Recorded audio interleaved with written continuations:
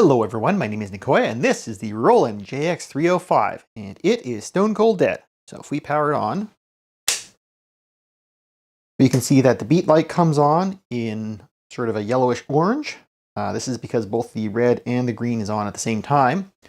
And that means that the processor isn't actually doing anything. So a good way to start our diagnosis is to see if we can get this into firmware upgrade mode.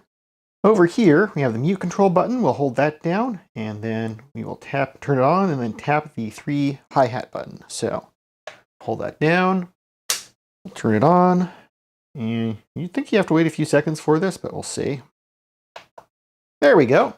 So, as we can see, we are able to get into firmware update mode. And if we press enter here, okay, so we get into please send data. I will post a little picture. Sometimes this goes into an error where the flash ID doesn't validate, I guess it is. And the word on the internet is that the solder joints on IC1, which is the main program flash, can tend to go bad over time. And so we will have a look at that. So let's have a look inside. Now, obviously, I already have the back off here to save us some time. Here is the main CPU. IC7 is for the user patches and some such. IC1, this is our suspected culprit here. That's where the actual code that the CPU runs lives. I believe IC8 is some wave ROM. Then there's some RAM over here. I don't remember what's on that one. Anyway, not a big deal.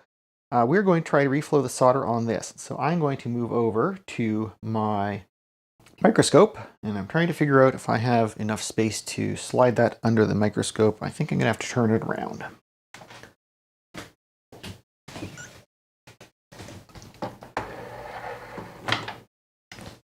All right, as we can tell, we were looking at IC1 here, and so you can see the silk screen right there. Now these are the pins that we're going to be reflowing, so I will go ahead and flux those up and get my soldering iron heated, and we will reflow them.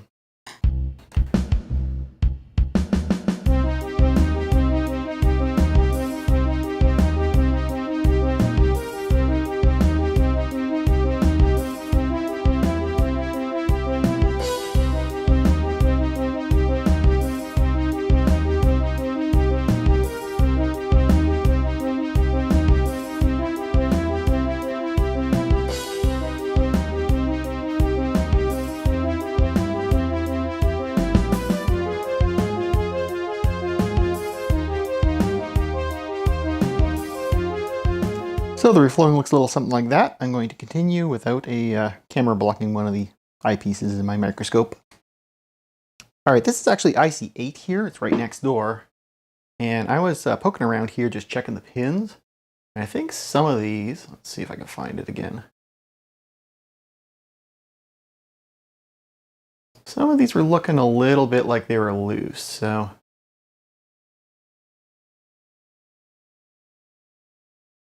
Yeah, like that one's definitely loose there. So I'm going to reflow all of these flat pack chips here. So there's IC8, there's also IC7, which is over that way.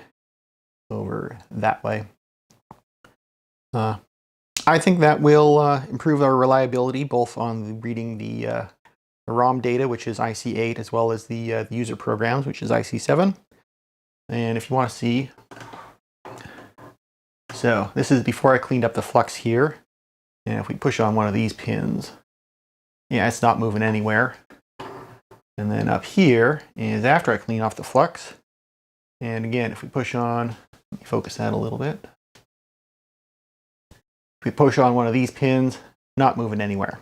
So I'm going to do a little bit more reflowing, and I'll see you back in a minute.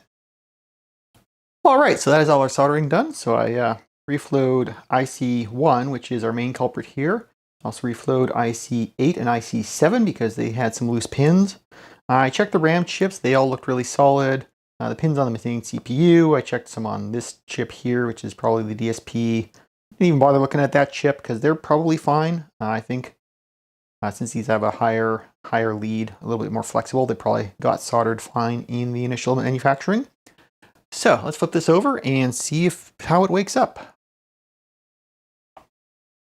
All right, so power on test. I'm assuming that this is going to fail to power on because I actually tried to flash this previously, and I think with the bad solder joints on the flash chips that it probably wouldn't have done anything good.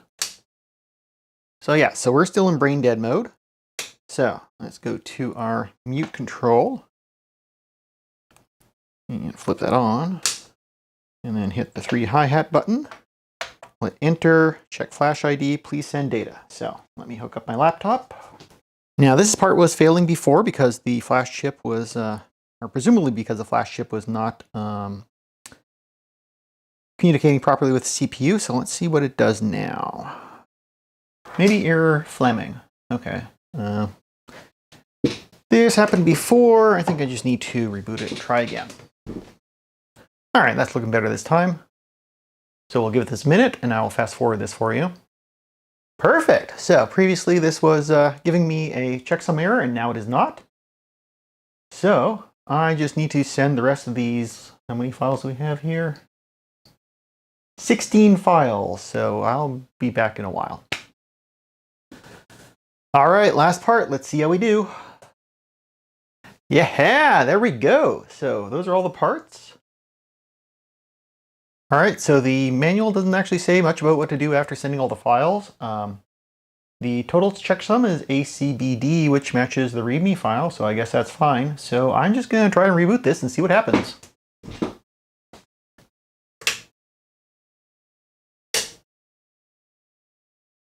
All right, I think I did something wrong, but I might just need to reset the... It does say I need to reset the factory defaults. All right, did it work this time? Hey, there we go. All right.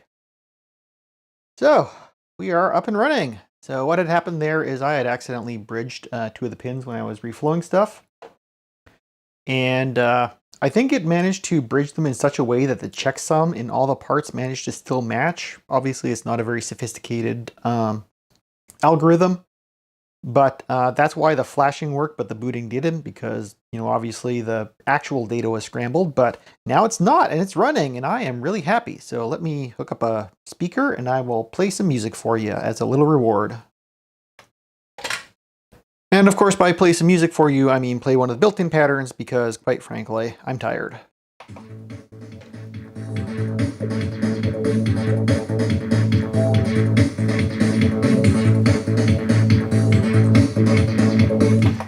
All right, that's enough of that. Anyways, hope you enjoyed the video, and I'll see you on the next one.